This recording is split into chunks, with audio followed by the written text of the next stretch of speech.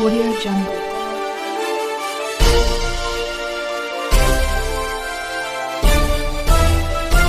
Audio Jungle.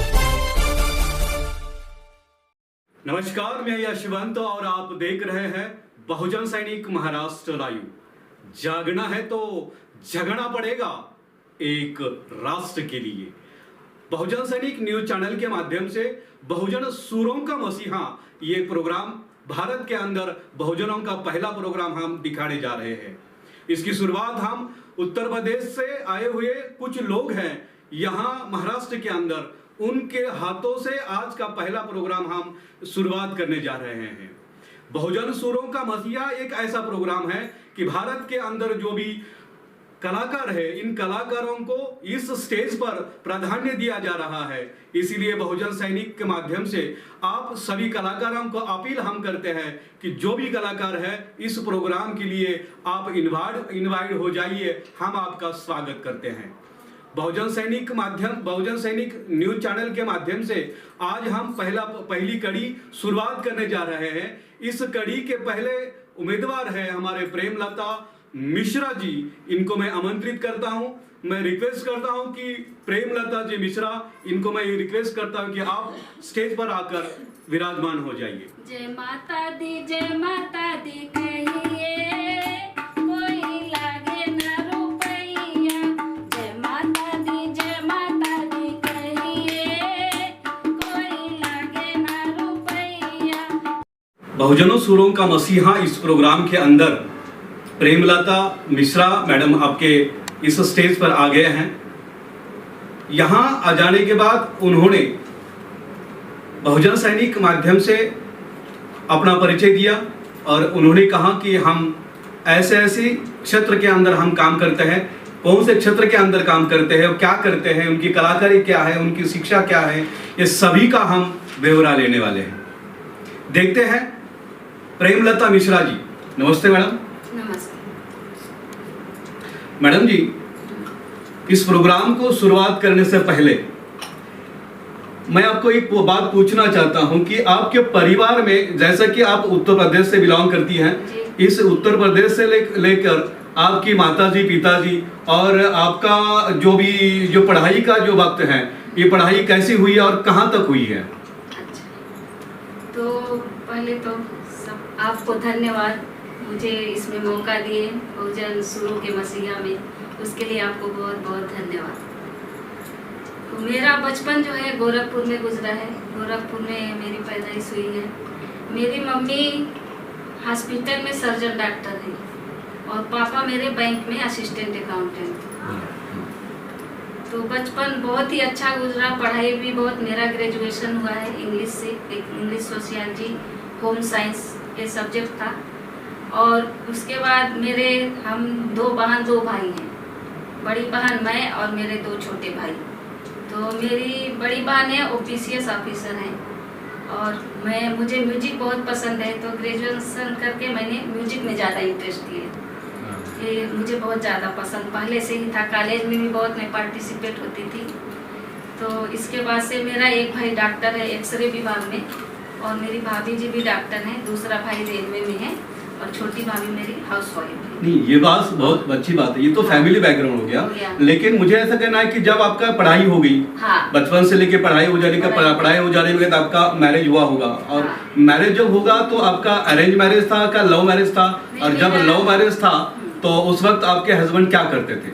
हाँ, तो मेरा अरेंज मैरिज हुआ और मेरे मिस्टर सेंचुरी इनका कॉलोनी में यहाँ पे वर्क करके रुकने। मतलब महाराष्ट्र में पहले थे? महाराष्ट्र में वो पहले से थे। अच्छा। हाँ, बाद में फिर शादी हुई तो मेरा ग्रेजुएशन बाकी था, 2 साल मैंने किया यूपी गोरखपुर में।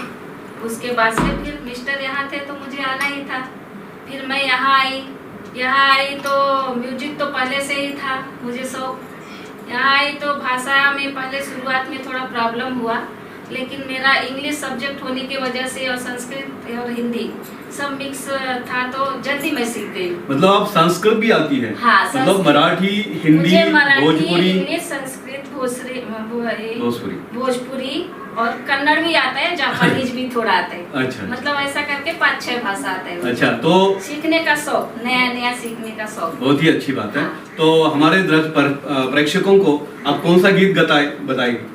हाँ, मैं एक अभी मराठी गीत सुनाऊंगी जो संतों पे है, वो सुनाती हूँ।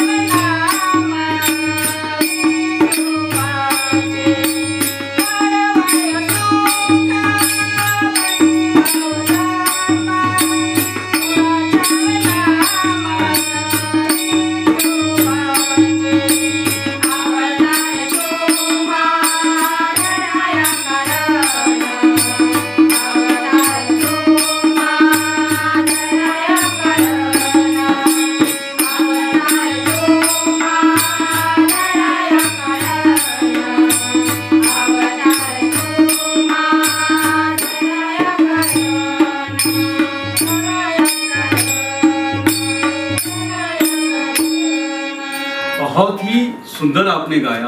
मेरा इससे पता चलता है कि आपका यूपी से आके महाराष्ट्र में आकर मराठी में कितनी पकड़ आपने लगा दी। मराठी इतनी सरलता से बात नहीं करने आती है और आपने यूपी से आकर यहाँ मराठी गाना गा लिया, ये बहुत बढ़िया काम है। ठीक है। तो अभी मुझे ऐसा लगता है कि जैसा आपने परिचय बताया मम्मी पापा और आपका यूपी के अंदर का, तो आपका अभी का जो परिचय है, आपका अभी का जो फैमिली है, इसका परिचय कैसा दोगे आप? इसका परिचय है कि मैं यहाँ पे आई, मिस्टर इधर थे तो मैं यहाँ आई, फिर मुझे एक बेटा, फिर 3 बच्चे हैं, मुझे 3 बेटे हैं। तो संघर्ष तो बहुत हुआ क्योंकि भाषा का भी प्रॉब्लम था और मनी प्रॉब्लम भी थोड़ा था। तो मैंने घर में 10 साल ट्यूशन लिया बच्चों का। ट्यूशन लेने के बाद फिर मेरा तो ग्रेजुएशन अच्छा था इंग्लिश, फिर रेकरिंग में कमीशन बेसिस पे काम किया रेकरिंग का। तो इससे क्या हो गया, फाइनेंशियल जो प्रॉब्लम था कम हो गया, लेकिन मेरा जो अंदरूनी ये था बहुत ज़्यादा है कि मुझे संगीत करना है, म्यूजिक सीखना है। तो वो चीज़ मैं छोड़ी नहीं, वो पकड़ के रखी। तो आज मेरे बच्चे देखिए ट्यूशन नहीं कुछ नहीं, 2 बच्चे इंजीनियर हैं।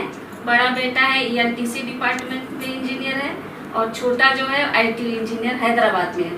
और बीच वाला बेटा मेरा इसमें लैब टेक्नीशियन है और एनिमेशन का किया है। और मेरे मिस्टर बहुत ही ज़्यादा मेरा सहयोग करते हैं, इसके लिए मैं यहाँ तक पहुँच पाई हूँ, क्योंकि उनके सपोर्ट के बिना मैं कुछ नहीं कर सकती। तो वो वहाँ हमको जहाँ भी जाना रहता है मेरे लिए टाइम निकाल के मुझे ले जाते हैं, छोड़ते हैं, फिर लेने आते हैं। तो इससे मुझे सबसे बड़ा भगवान को धन्यवाद देती हूँ, मेरे माँ बाप को, कि बहुत ही अच्छे मेरे पति हैं, बहुत ही सपोर्टिव हैं। तो मुझे कोई प्रॉब्लम आता नहीं है उनके सपोर्ट की वजह से। और मैं जो म्यूजिक सीखने का जो आनंद है वो बहुत ही मन से सीखती हूँ, बहुत ही आनंद आता है मुझे। बहुत अच्छी बात है। हाँ। ये है प्रेमलता मिश्रा मैडम। आप कहीं भी जाइए मत, देखते रहिए बहुजन सैनिक महाराष्ट्र लाइव।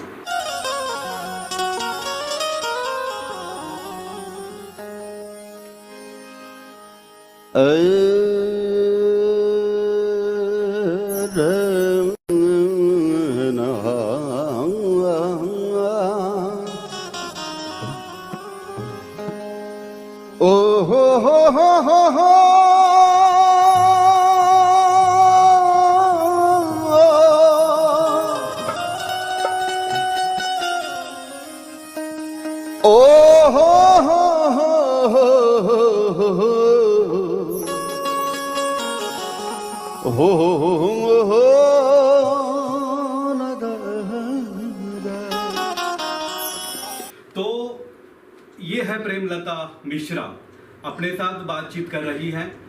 ये बातचीत करते वक्त और हम इनको कुछ प्रश्न पूछने वाले हैं।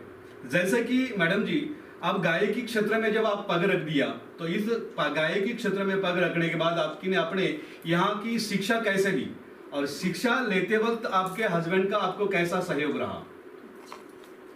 हाँ, तो मैं कैसे, प्रदीप खोले सर हैं आलंदी के, उनके पास मेरा शिक्षा हुआ है, म्यूजिक का क्लास हुआ है।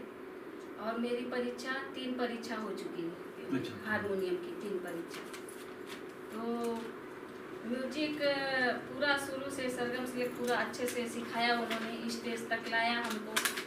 थोड़ा शुरू में प्रॉब्लम हुआ था, लेकिन बाद में मैंने जिद ही रखा था कि मुझे सीखना है अच्छे से, तो मैंने सीखा। और मेरे पति का बहुत ज़्यादा सहयोग था, क्योंकि उनके सहयोग के बिना तो मैं कुछ कर ही नहीं सकती। तो उन्होंने हर काम में मेरे इसमें बहुत सपोर्ट किया। बच्चे छोटे थे और मुझे शौक इसका, तो बच्चों को भी संभालते थे वो, और मुझे टाइम निकाल के देते थे कि जाओ तुमको शौक है तो वो चीज़ सीख लो। तो मैंने 3 पेपर भी दिया है, 3 पेपर में बहुत अच्छा मेरा मार्क भी आया, और तब से मेरा संगीत का ये चालू हुआ है। अच्छा, मुझे और एक बात करनी थी कि अगर आप ये संगीत सीखती हैं, कहीं जगह पे जाकर आप प्रोग्राम भी करती हैं, जब ये प्रोग्राम करते हो तो आपका इस प्रोग्राम की दखल किसी ने, या महाराष्ट्र सरकार हो या कोई संस्था ने आपको पुरस्कार वगैरह दिया है? हाँ, 2 जगह से पुरस्कार मिला है। एक माउली वारकरी शिक्षण संस्था है, वहाँ पे पुरस्कार मिला है आलंदी में। अच्छा। और एक नारायण वारकरी शिक्षण संस्था है, वहाँ से भी पुरस्कार मिल चुका है। अच्छा, इस बात पर आप कौन सा गाना हमको बताएगी? इस पे मैं शिवरंजनी राग का बताऊंगी गाना, सुना के बताती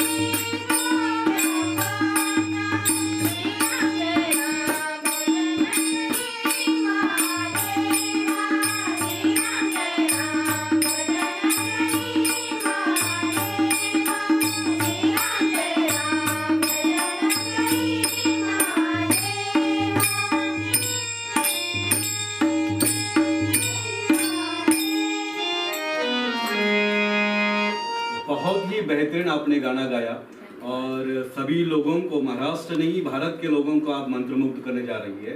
मैं इसके पीछे मुझे एक बात जानकारी चाहिए थी कि आप ये गाने के क्षेत्र में जब आप चली गई तो आपके यहाँ से कौन गुरु थे कि उन्होंने आपको इतना ऊंचाई पर चढ़ा दिया, और इसके पीछे किसका सहयोग था? प्रदीप फोले सर थे। प्रदीप फोले सर के पास मैंने शिक्षा ग्रहण किया म्यूजिक का। अच्छा।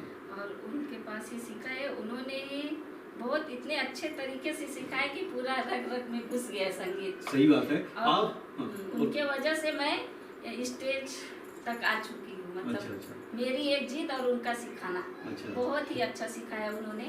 उनको भी मेरे तरफ से, मेरे गुरु हैं, बहुत बहुत धन्यवाद। और एक आपको एक रिक्वेस्ट करूंगा कि उत्तर प्रदेश के लिए एक भोजपुरी गाना हो जाए। हाँ, हो जाएगा, जरूर होगा।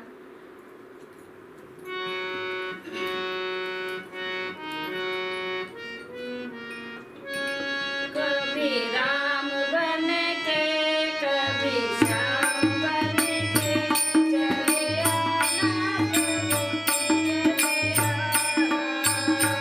कभी राम बन के, कभी श्याम बन के, चले आना प्रभु चले आना। गणपति रूप में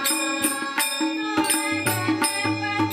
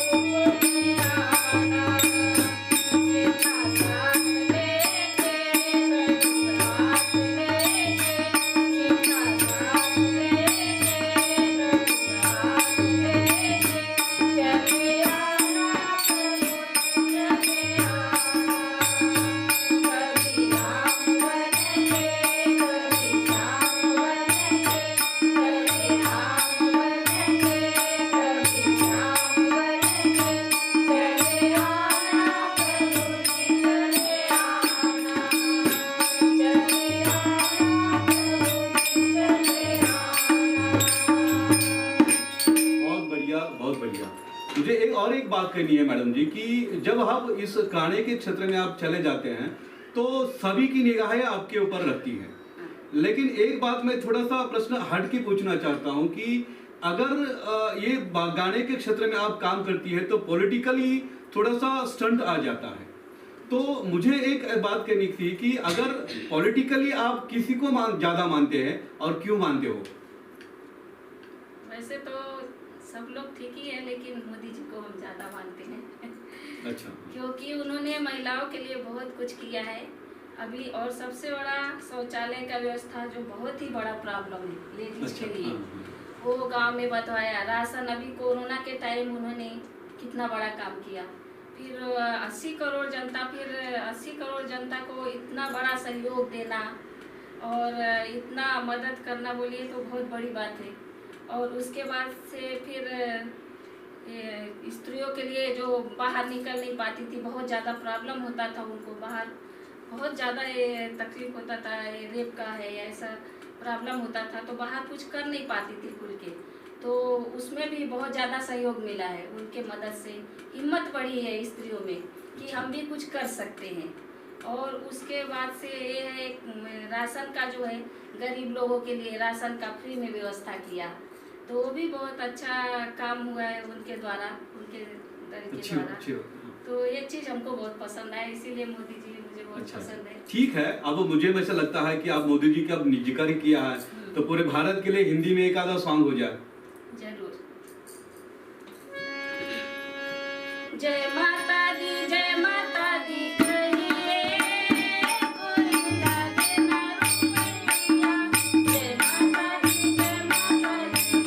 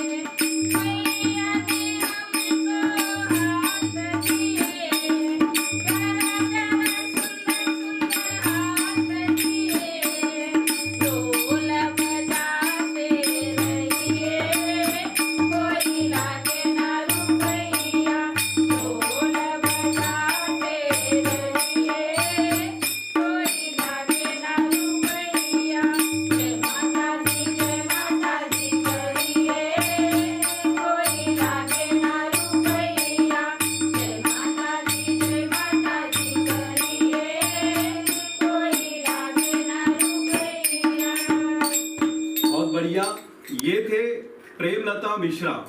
आप कहीं भी जाइए मत, देखते रहिए बहुजन सैनिक महाराष्ट्र लाइव। ओ हो ओ हो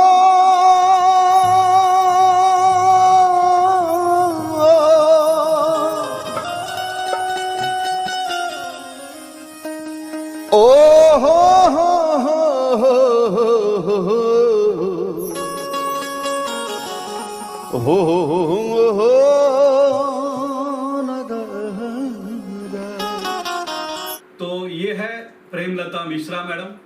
हम इनसे पहले शुरुआत करने से पहले हम आपको मराठी गीत से आप शुरुआत करना चाहिए। मैं आपको रिक्वेस्ट करता हूँ कि कम से कम मराठी अच्छी तरह से गाना गाइए।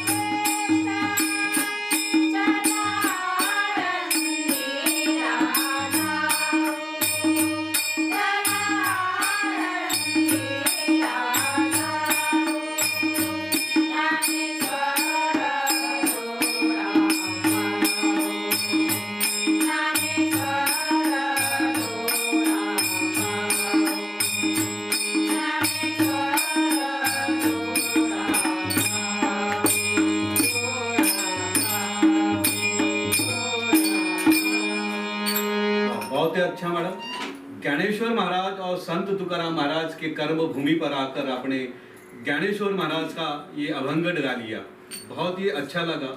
लेकिन अब ज्ञानेश्वर महाराज का जो अभंग आपने गा लिया है, तो मुझे ऐसा लगता है कि इतिहास की तरफ हम जाते हैं। महाराष्ट्र ये संतों की महाराष्ट्र है, संतों के कर्म भूमि में आप रहते हैं, और संतों के कर्म भूमि में रहते हैं तो इतिहास जानना भी जरूरी है हमारे प्रेक्षकों को। तो मुझे ऐसा कहना है कि संत तुकाराम हो या ज्ञानेश्वर महाराज हो, इनका कार्य और इनका देहांत, कार्य से लेकर देहांत तक कैसा हुआ, ये जरा थोड़ा सा हम बताएंगे विस्तार से।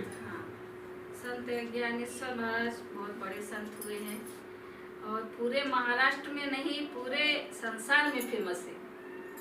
तो उनका पूरा नाम संत ज्ञानेश्वर महाराज, उनके पिताजी का नाम था विठल पंत जी और माता जी का नाम था रुक्मिणी, और वो 3 भाई और 1 बहन थे, जिसमें ज्ञानेश्वर महाराज, सोपान देव जी, निवृत्ति महाराज और मुक्ताबाई उनकी बहन थी। और उनका बचपन तो बहुत कष्ट में गुजरा, लेकिन वो इतने विद्वान थे, उनके लोग स्वीकार नहीं करते थे कि ये हमारे क्षेत्र में आए ब्राह्मण लोग हैं और लोग, लेकिन उन्होंने अपने कर्म से, अपने माँ बाप के ज्ञान देने से और सब भाई लोग बहन लोग मिलके इतना ज़्यादा मतलब भक्ति मार्ग में इतना ज़्यादा उन लोगों ने जिंदगी बहुत कम उम्र में उन्होंने ज्ञानेश्वरी लिख दिया। सही बात। और उन्होंने पहली बार तो उनकी मृत्यु हुई ही नहीं, उन्होंने समाधि लिया और उन्होंने नहीं, उनके भाई लोगों ने भी समाधि लिया। संत ज्ञानेश्वर महाराज समाधि आलंदी में ही लिए, उनके भाई हैं सोपान देव वो सासौड़ में लिए और नृत्य महाराज है और त्र्यंबकेश्वर में लिए।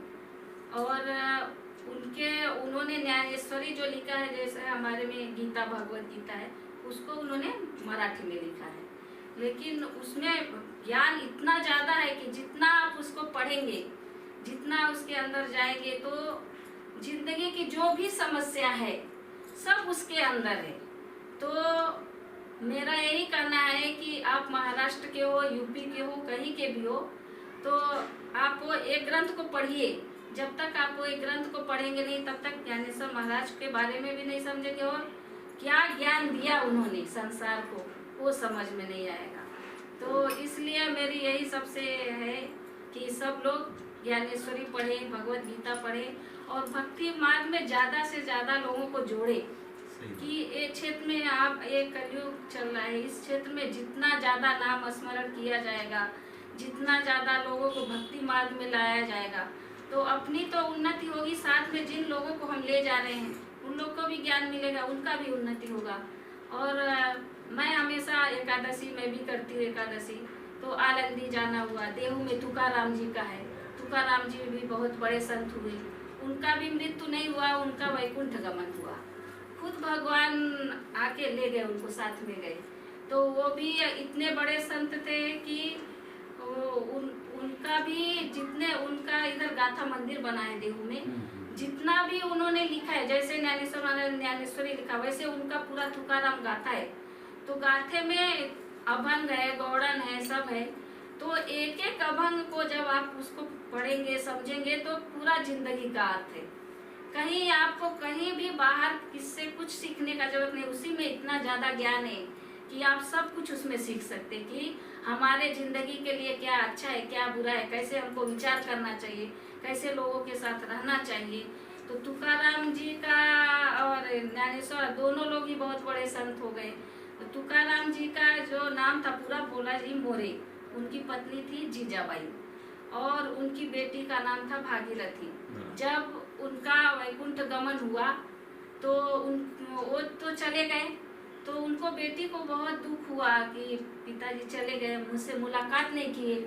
तो उन्होंने बोला कि अब मैं भी समाधि ले लूंगी और मैं भी चली जाऊंगी। तो फिर उस बेटी के लिए तुकाराम जी फिर वापस आए वैकुंठ गमन से। वो 3 बार आए थे, वैसे तो 5 बार बोला जाता है, 3 बार ज्यादा लोग ये बोलते 3 बार आए थे, लेकिन 5 बार आए थे। तो बेटी के लिए आए, तो बेटी से मिले, बाद में ये हुआ कि क्या चीज खाने को क्या दिया जाए, कुछ था नहीं। तब वो महादेव का मंदिर है, वो द्वादशी के दिन गए थे, द्वितीया के दिन और पंचमी के दिन वापस आ गए बेटी के लिए, भागीरथी बेटी के लिए। फिर बाद में उन्होंने शिव मंदिर के सामने जो नंदी बैल का होता उधर हाथ रखे तो दूध निकला उसमें से। फिर वो दूध का खीर बनाया और खीर का प्रसाद दिए। तो हर उधर देहू में जो है हर 10वीं को वहाँ पे बहुत बड़ा भजन का प्रोग्राम भी होता है और खीर जरूर बनाया जाता है। अच्छा। उनके नाम पे। फिर नीलोबा राय उनके थे वो अहमदाबाद में, तो उन्होंने भी ये हुआ कि मृत्यु के बाद मिट्टी डाला जाता है। तो उनकी इच्छा थी कि तुकाराम जी मेरे ऊपर मिट्टी डाले तब मुझे मुक्ति मिलेगी, लेकिन वो तो वैकुंठ गमन चले गए थे। तो बाद में फिर 14 दिन ब्राह्मणों ने बहुत अनुष्ठान किया। तो अनुष्ठान करके ऐसा देखने के बाद भगवान उनसे मिलने आए। भगवान मिलने आए तो वो बोले नहीं, भगवान से मुझे नहीं मिलना है, मुझे तुकाराम जी का दर्शन करना है। और उनको कितना भी मिट्टी डाला जा रहा था तो हाथ बाहर ही आ रहा था, वो अंदर जा ही नहीं रहा था क्योंकि मुक्ति नहीं मिल रही थी उनको। तो बाद में फिर उसके बाद से तुकाराम जी फिर आए उनके लिए, अपने शिष्य के लिए, और जब उन्होंने मिट्टी डाला तब जाके उनका हाथ अंदर गया और मुक्ति मिल गया। ऐसा हो गया। फिर गवार सेठ एक मारवाड़ी थे, तो उन्होंने भी बहुत जब वो किया उनके लिए, बहुत उनकी इच्छा थी कि मिले बिना चले गए, तो उनके लिए भी आए। और यहाँ पे एक चिखली जगह है चरौली, तो वहाँ पे जाते समय जब वैकुंठ गमन को जा रहे थे तो वहाँ पे ताट छोड़ के गए, ताट छोड़ दिए और वीणा दे दिए उनको कि आप इसको संभालो, और उसके बाद वैकुंठ गमन चले गए। तो तुकाराम जी के बारे में जितना कहे सब कमी है, और उनके वजह से उनके जो अभंग है वो गा गा के ही हम लोग इतना आगे बढ़े, सीखे हैं, और हर अभंग से हमको कुछ न कुछ सीखने को मिलता है, ज्ञान मिलता है। यही नहीं, बहुत बढ़िया है, बहुत अच्छी तरह से आपको अपने हमारे प्रेक्षकों को समझा दिया है। तो मुझे एक रिक्वेस्ट करनी है कि अब महाराष्ट्र में जो ये संतों की कर्मभूमि है, इस संतों के विचारों का आखिरी एक गाना हो जाए।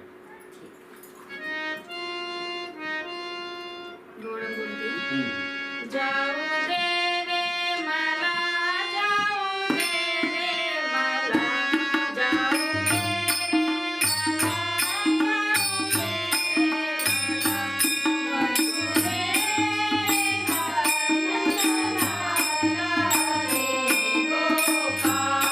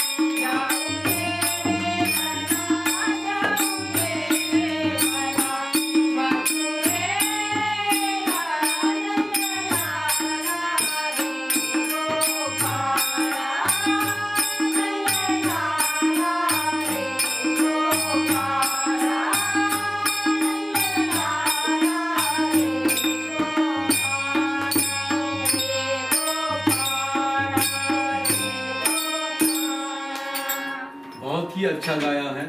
तो ये थे प्रेमलता मिश्रा जी।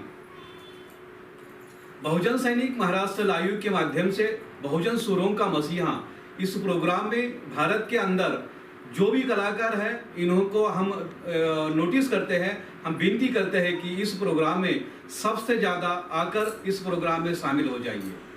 जो भी कला है आपके अंदर, वो कला इस स्टेज पर आकर आप प्रदर्शित करने के हम विनती करते हैं। कहीं पर जाइए मत, देखते रहिए बहुजन सैनिक महाराष्ट्र लाइव। बहुजन सैनिक महाराष्ट्र लाईव्हला लाईक करा, शेअर करा, सबस्क्राईब करा आणि बेल आयकॉनवर क्लिक करा।